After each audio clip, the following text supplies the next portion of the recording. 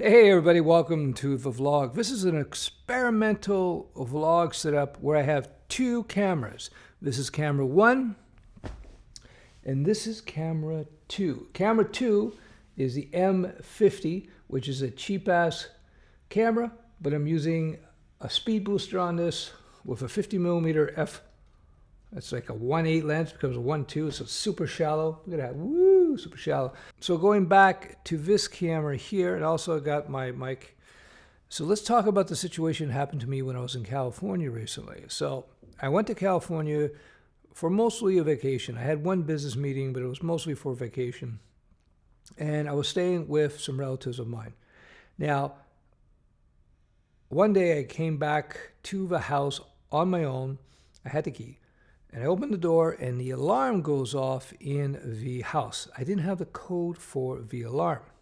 So I immediately proceeded to text my uncle and my aunt who owned the place. And eventually, within 5 minutes, I got the code, entered the code, and I shut the alarm off.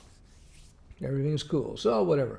So I got in there, relaxed, did what I do, check my messages, etc., etc. About half an hour later, I hear screaming and yelling outside. Now I'm at the back of the house, and I hear screaming and yelling, and I go, oh, maybe it's neighbors or something? Wasn't sure what it was. So the screaming and yelling goes off and on. I could barely hear it. I don't know if it was 5 minutes or 10 minutes. It's hard for me to tell because I wasn't really paying attention to it. Anyway, I come to the front of the house, near the front door, and I was coming out to get a coffee. And I hear screaming at the front door. So I ask, what's all that screaming at the front door? Anyway, so I go to the front door and I open the front door. And what do I see? I see this. I see about 5 or 6 cops, guns drawn, pointed right at me. So they proceed to scream at me, put your hands up, put your hands up, put your hands up. So I'm like, well, I guess I'll put my hands up. I put my hands up. And then they start screaming questions at me, and I start responding. And the whole time, you'd figure with 5 or 6 guns pointed at me, with their fingers on the trigger, you'd figure I'd be freaking out. But you know what? The opposite happened. For whatever reason, I was totally chill. And that probably was a good thing. I was totally chill. I'm sitting there. I'm in my socks. I got my cardigan sweater, and I'm about to make a coffee, and I got these cops with their guns pointed at me, screaming and yelling at me, blah blah blah. Put your hands up, put your hands up. So after the initial screaming and yelling at me to put my hands up, I put my hands up, and then they told me to come outside. And they came out. They were nice about it. They didn't it wasn't like an episode of Cops where they threw me on the floor or anything like that. And they proceeded to cuff me behind my back. They asked me a couple more questions, and they walked me outside in my socks. Thankfully, it wasn't raining that day. So they walked me outside, and I explained to them what the situation was. But, whatever. They said, no, we got to do what we got to do. We got to follow procedure. So they proceeded to put me into the back of the police car, paddy wagon, which didn't have padded seats. Now, for whatever reasons, they've decided to design police cars so that the back seats are just literally fiberglass seats, and they're really cramped. Now I'm 6'2", about 200 pounds, and so I got the handcuffs behind my back, and I had to lean like this, otherwise I couldn't fit in the car. Anyway, so I'm there. I thought the whole thing was silly. It's like watching an episode of Monty Python or something. It was whatever. It is what it is, Now, don't get me wrong. I don't find fault with the police officers. They were very professional. And even though I had all these guns pointed at me, at no point did I really feel threatened for whatever reasons. From experience, a safety tip, when you're dealing with cops, if you have to come out and you have a bunch of cops pointing their guns at you, stay calm. The worst thing you can do is get emotional and react, and also move very slowly. When I put my hands up, I didn't go, whoa, like this. I just went, I went very, very slowly like this. Very important that you stay calm. So they put the cuffs on. They made sure to not squeeze my wrist or anything. So they were nice. The cops, so that you know, some people might want to know, in Southern California, it was 2 Hispanic women, I think 2 Asians, and there may have been a whitey. I'm not sure. But anyway, doesn't matter. So when they were putting me in the back of the truck, I didn't have my glasses on. Now I can see fine, maybe up to 4 or 5 feet.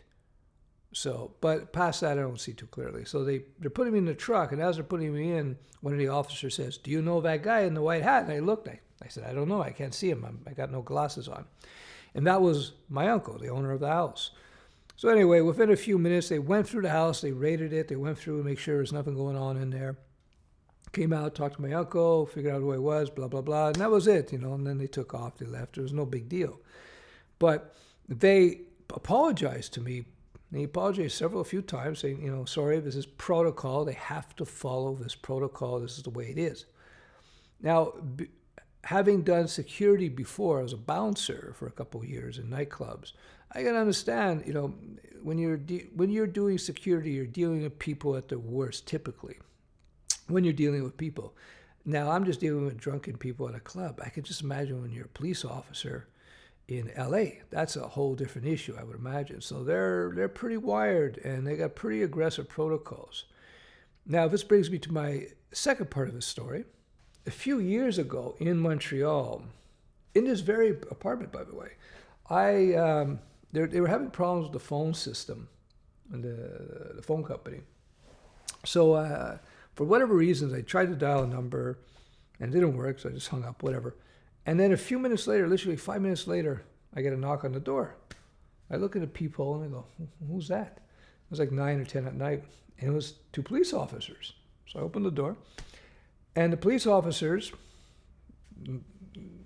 no guns out, just standing naturally, no gun on their hip either. They said, "Hey, we got a 911. Is there a problem here?" I said, "No, it was a mistake." Explain what happened. And then they asked, they said, "Can we come in and take a look just to make sure?" I said, yeah, come in. So they walked around, took a look, checked things out. And they said, "Okay, we're sorry to bother you," and they left. Now, this is a big contrast to you open the door and you get this times 4 or 5 or 6. I think it was 5. So it was like, what a difference, right? What a difference. I don't know if I'm missing something in my analysis, but I see 2 similar situations. Alarm going off in a house and a 911 call from a house. In Canada, they just come calmly, and they knocked, they checked me out. They saw that I was very calm, I was relaxed in Canada. And they didn't have guns drawn or anything, and they just walked through, and that was it. Whereas in the U.S., they're screaming and yelling. They open the door, and they're, "Who are you? Who are you? They got that. Who are you?" The gun's out. It's like, and I'm in my socks. I got a sweater on. I got my wool sweater on, and I'm not like 20 years old here. I'm not exactly the demographic of the typical B&E guy. B&E, breaking and entry.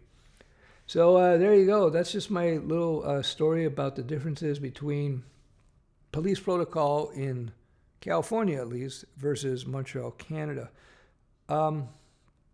Again, I don't fault the police. They're following protocol. That's their protocol. But it seems to me, from a Canadian, it seems like it was a little amped up to begin with. But again, I don't know. I don't know what they are faced with on a daily basis. Maybe they deal with a lot of drugged up people out there. I don't know. So they have to be extra cautious versus Canada. One thing about the social safety net in Canada, and don't get me wrong, I love the U.S. I think the U.S. has plenty of positives. Every country has its good and its bad, and the U.S. has plenty of positives. I love the U.S. I really think it's a great place. But I think what a lot of U.S. people may not understand is that when you have a social safety net, like Canada does, where we have free Medicare and all this kind of stuff, people aren't desperate. People are not desperate. It tones down everything quite a bit when people are not desperate to survive. Keep that in mind. It's just something to consider as you go through, as you look at politics around the world. I'm not saying you should become like I don't want to get political here, but when people are not desperate, they don't do desperate things. That's, I think, the message that you might want to take away from this whole thing. All right. That's it for my California story. Bye bye.